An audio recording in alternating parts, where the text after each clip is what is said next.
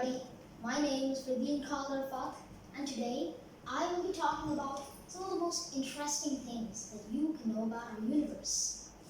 Right now, I'm in my house.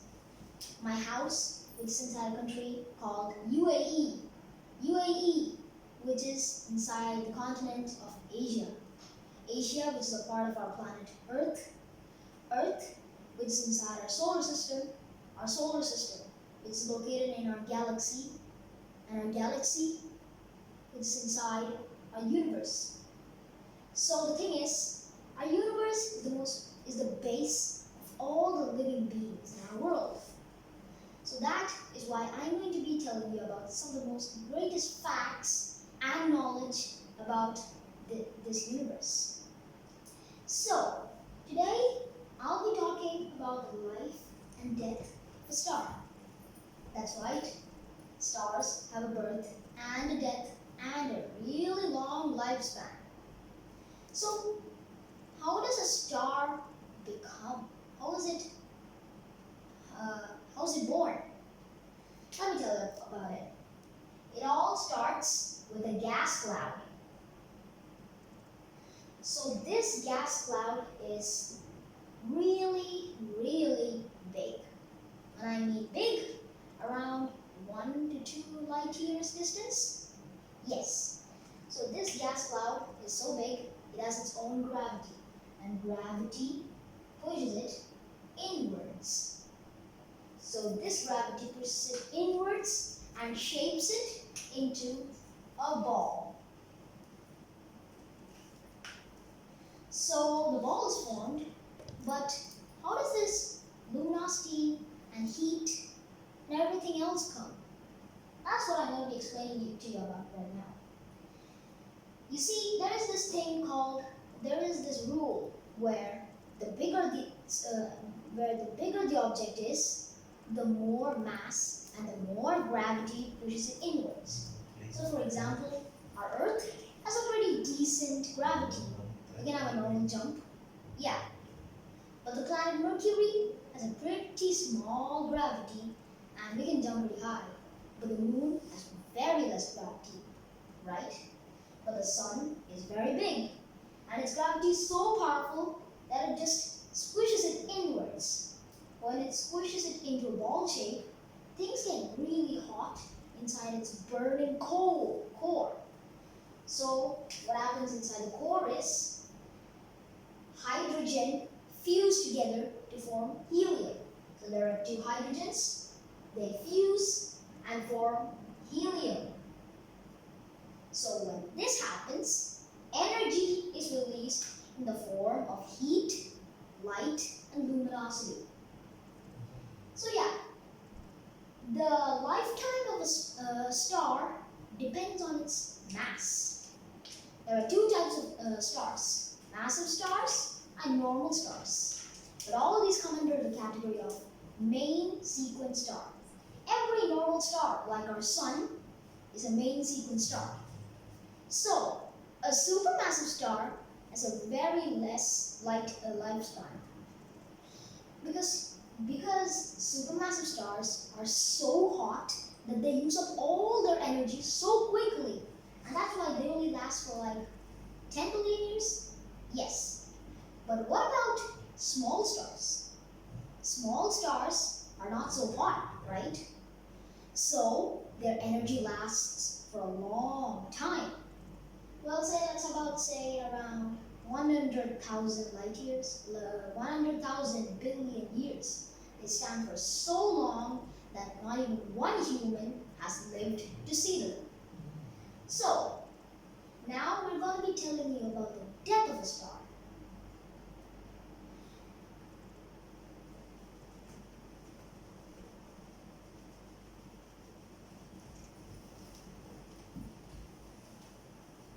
Okay, so now how does a star maintain its mass and its size and everything else?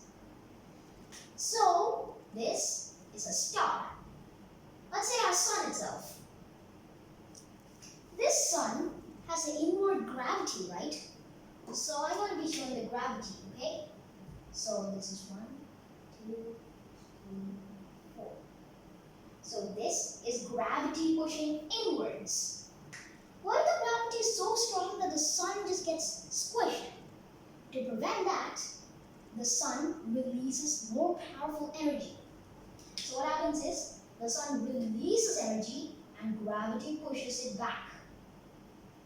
So this is how the sun maintains its mass.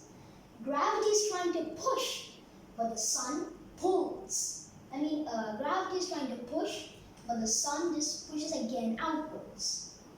Gravity tries to squish it, but the sun releases energy that maintains its size. So now gravity is this much and the hydrogen is also this much. Hydrogen is the main source of fuel for any type of star. So without hydrogen, a star cannot be formed. So this is the amount of gravity and this is hydrogen. They both are equally balanced and that's how a star maintains its mass. But what happens when the hydrogen starts running out? Oh no. So when hydrogen starts running out, gravity starts to win. The gravity starts pushing it inwards. In this process, the core, you know the core, right? The core that's present inside every star starts to shrink. So this core becomes small, about this big. So now the core is so small that things get even hotter inside and the nuclear energy becomes faster and stronger. And since it's stronger, remember this kind of energy I told you? The energy that the sun pushes out to counteract the inward gravity? That energy becomes twice as strong. So double energy is put out. Now what happens is, the surface of the sun, now the core, the outer layer of the sun gets really big. So the outer of the sun becomes now this big. This is a part that where many people are familiar with. The sun right now is a main sequence star, but in around 5 billion years, this main sequence star will start turning into a red giant. The red giant is the near-death stage of a normal star. So our sun in the next 5 billion years will turn into a red giant. In our normal world, everybody thinks that red is hotter because red is the color of fire, it's so hot when you touch it, and all the other stuffs. And blue is cold because, all the other reasons. But in the universe and in the stars, it's opposite. Blue is the hottest and red is the coldest. I have no real explanation for that, but I'm going to tell you right now. This outside layer of this sun is red, right? So its mass is really low. As I told you, red suns are really not so hot and its mass is also very less. Blue suns are so hot and so luminous and its mass is so high. So red suns doesn't have that much mass. I've read this thing somewhere in an encyclopedia or something. I came to know that 1 teaspoon of a red giant is just this, it's lighter than a teaspoon of salt. That's why they call it. That's why it is said that the mass of a red giant is not that much. So now the core is small, the outside is big, and now hydrogen is about to really get low. So when the hydrogen is just about to run out, the core shrinks even more. So this core I'm going to be showing you becomes even smaller. When it becomes even smaller, something even weirder happens. As I told you before, nuclear fusion means when two hydrogen fuses and forms a helium. But in this, what happens is, helium again collides and forms heavier elements. Before now, only hydrogen and helium was there. But now, helium collides with each other and they start forming carbon, oxygen, neon, fluorine, and many others. And when this happens, the core is literally ejected outside. The surface of the sun, You see, the outer layer is the outer layer is just bounced off, and this outer layer becomes another gas cloud. That another gas cloud again turns into another star, and this cycle goes again and again. And that is how the stars come and die and live in our universe. We are the beings of this universe, and we should know about our stars.